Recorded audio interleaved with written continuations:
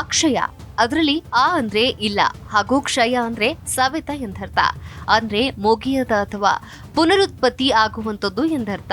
ಹಾಗಾಗಿ ಅಕ್ಷಯ ತೃತೀಯದಂದು ಕೈಗೊಂಡಂತಹ ಯಾವುದೇ ಕಾರ್ಯಗಳು ಎಂದಿಗೂ ಕೆಡದು ಬದಲಾಗಿ ಹೆಚ್ಚಾಗುತ್ತೆ ಎಂಬಂತಹ ನಂಬಿಕೆ ಇದೆ. ಅಕ್ಷಯ ತೃತೀಯದ ಮಹತ್ವ ಹಾಗೂ ಪೂಜಾ ವಿಧಾನ, ಮುಹೂರ್ತದ ಕುರಿತಾದ ಮಾಹಿತಿ ಇಲ್ಲಿದೆ. ಅಕ್ಷಯ ತೃತೀಯ ಅನ್ನೋದು ಹಿಂದೂಗಳಿಗೆ ಹಾಗೂ ಜೈನ ಸಮುದಾಯದವರಿಗೆ ಅಕ್ಷರಃ ಅತ್ಯಂತ ಶುಭದಾಯಕ ಹಾಗೂ ಪವಿತ್ರವಾದ ದಿನವಾಗಿದೆ. ಅಲ್ಲದೆ ಈ ಶುಭ ದಿನವನ್ನ ಎಲ್ಲ ರೀತಿಯ ಚಟುವಟಿಕೆಗಳನ್ನ ಮಾಡೋದಕ್ಕೆ ಯೋಗ್ಯವಾದ ದಿನ ಅಂತ ಭಾವಿಸ್ತಾರೆ ಮತ್ತು ಒಳ್ಳೆಯ ಪ್ರತಿಫಲವನ್ನ ನಿರೀಕ್ಷಿಸುವವರು ಈ ದಿನದಲ್ಲಿಯೇ ತಮ್ಮ ಕೆಲಸಗಳನ್ನ ಪ್ರಾರಂಭಿಸ್ತಾರೆ. ಜೊತೆಗೆ ಯೋಗ, ಜಪ, ತಪ ಅಥವಾ ಧರ್ಮ ಗ್ರಂಥಗಳನ್ನ ಓದುವವರಿಗೆ ಮತ್ತು ಇತರ ಯಾವುದೇ ಆಧ್ಯಾತ್ಮಿಕ ವಿಚಾರಗಳನ್ನ ನಡೆಸುವವರಿಗೆ ಈ ದಿನವು ಅತ್ಯಂತ ಒಳ್ಳೆಯ ದಿನ ಅಂತ ನಂಬಲಾಗಿದೆ. ಅಕ್ಷಯ ತೃತೀಯದ ಪೌರಾಣಿಕ ಹಿನ್ನೆಲೆ. ಅಕ್ಷಯ ತೃತೀಯವನ್ನ ವೈಶಾಖ ಮಾಸದ ಅಂದ್ರೆ ಏಪ್ರಿಲ್ ಮೇ ಶುಕ್ಲ ಪಕ್ಷದ ತೃತೀಯ ತಿಥಿಯೆಂದು ಆಚರಿಸ್ತಾರೆ. ಸಂಸ್ಕೃತದಲ್ಲಿ ವೈಶಾಖ ಎಂದ್ರೆ ಮಂಥನದ ಕೋಲು ಎಂದರ್ಥ. ಇದು ಎಲ್ಲವನ್ನ ಮಥಿಸಿ ಅತ್ಯಂತ ಶುಭದಾಯಕ ಹಾಗೂ ಶುದ್ಧದಾಯಕವಾದ ವಿಚಾರವನ್ನ ಕೊಡುವ ತಿಂಗಳು ಎಂದರ್ಥ. ಹಾಗಾಗಿ ಎಲ್ಲ ರೀತಿಯ ಆಚರಣೆಗಳು, ಹಬ್ಬಗಳು ವೈಶಾಖ ತಿಂಗಳಲ್ಲಿ ಅತ್ಯಂತ ಪವಿತ್ರವಾಗಿ ನಡೆಯುತ್ತೆ. ಪರಶುರಾಮ ಜಯಂತಿಯನ್ನ ಈ ತಿಂಗಳಲ್ಲಿ ಆಚರಿಸಲಾಗುತ್ತೆ.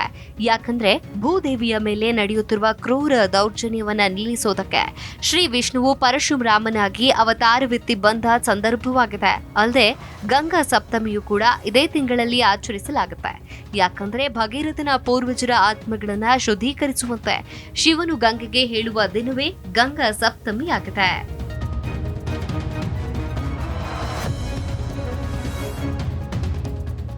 ಸಂಸ್ಕೃತ ಶಬ್ದ ಅಕ್ಷಯದಲ್ಲಿ ಇದರರ್ಥ ಇಲ್ಲ ಎಂದು ಹಾಗೂ ಕ್ಷಯ ಅಂದ್ರೆ ಸವೆತ ಎಂದರ್ಥ. ಅಂದ್ರೆ ಸವೆಯುವುದು ಅಥವಾ ಮುಗಿಯದು ಎಂದರ್ಥ. ಸುಲಭಾರ್ಥದಲ್ಲಿ ಮತ್ತೆ ಮತ್ತೆ ಪುನರುತ್ಪತ್ತಿ ಆಗುವಂತದ್ದು ಎಂದರ್ಥ. ಹಾಗಾಗಿ ಈ ದಿನದಲ್ಲಿ ಕೈಗೊಂಡ ಯಾವುದೇ ಕಾರ್ಯಗಳು ಎಂದಿಗೂ ಕೂಡ ಕೆಡದು ಬದಲಾಗಿ ಹೆಚ್ಚಾಗುತ್ತೆ ಎಂಬ ನಂಬಿಕೆ ಇದೆ. ಪುರಾಣಗಳ ಪ್ರಕಾರ ಎರಡು ಮುಖ್ಯವಾದ ಚಟುವಟಿಕೆಗಳಿವೆ. ಒಂದು ಮನುಷ್ಯನ ದೇಹ ಅಂದ್ರೆ ದೈಹಿಕ ಮತ್ತು ಆತನ ಆತ್ಮ ಅಂದ್ರೆ ಆಧ್ಯಾತ್ಮಿಕ. ಇದೆರಡಕ್ಕೆ ಸಂಬಂಧಿಸಿದೆ. ಇಲ್ಲಿ ದೇಹವು ಶಾಶ್ವತವಲ್ಲ, ಬದಲಿಗೆ ವ್ಯಕ್ತಿಯ ಆತ್ಮವು ಎಂದೆಂದಿಗೂ ಶಾಶ್ವತ ಹಾಗೂ ಅದಕ್ಕೆ ಅಂತ್ಯವೇ ಇಲ್ಲ. ಹಾಗಾಗಿ ಈ ದಿನದಂದು ಜಪ, ತಪ, ಪೂಜೆ, ಪುನಸ್ಕಾರ, ಪಿತೃತರ್ಪಣದಂತಹ ಅತ್ಯಮೂಲ್ಯವಾದ ಕಾರ್ಯಗಳನ್ನ ನೆರವೇರಿಸೋದ್ರಿಂದ ಅದು ನಮ್ಮ ಆತ್ಮವನ್ನ ಸಂತೃಪ್ತಗೊಳಿಸುತ್ತೆ. ಹೀಗಾಗಿ ಈ ದಿನದಂದು ಶುಭ ಕಾರ್ಯಗಳನ್ನ ಮಾಡಿದ್ರೆ ಒಳ್ಳೆಯದು.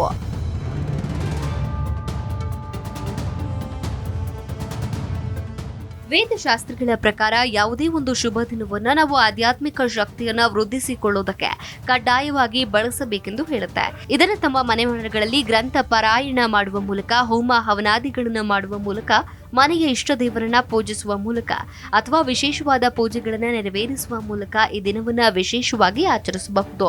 ಅಕ್ಷಯ ತೃತೀಯ ಪೂಜೆಯ ಉಪಯೋಗ. ಅಕ್ಷಯ ತೃತೀಯವು ಇಡೀ ವರ್ಷದಲ್ಲಿ ಬರುವ ಒಂದು ಅತ್ಯಂತ ಶುಭ ದಿನವಾಗಿದೆ.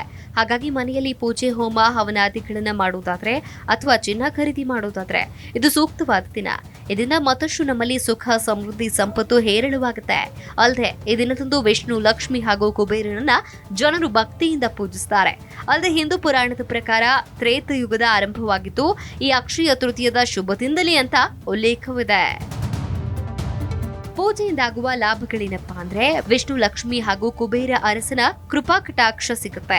ಹೇರಳವಾದ ಸಂಪತ್ತು ಹಾಗೂ ಒಳ್ಳೆಯ ಅದೃಷ್ಟ ಲಭಿಸುತ್ತೆ. ಉದ್ಯೋಗದಲ್ಲಿ ಒಳ್ಳೆಯ ಹೆಸರು ಹಾಗೂ ಖ್ಯಾತಿ ಲಭಿಸುತ್ತೆ. ಆಧ್ಯಾತ್ಮಿಕ ಉನ್ನತಿ ಮತ್ತು ಬಯಸದ ಬಯಕೆಗಳು ಈಡೇರುತ್ತೆ ಎನ್ನುವಂತಹ ನಂಬಿಕೆ ಇದೆ. ನೋಡಿದ್ರಲ್ಲ, ಇದೆಲ್ಲ ಅಕ್ಷಯ ತೃತೀಯದ ಪೌರಾಣಿಕ ಹಿನ್ನೆಲೆ, ಹಾಗೆ ಅಕ್ಷಯ ತೃತೀಯದ ಪೂಜೆಯ ಉಪಯೋಗ, ಅದ್ರ ಜೊತೆ ಅಕ್ಷಯ ತೃತೀಯದ ವಿಶೇಷತೆಯಾಗಿತ್ತು.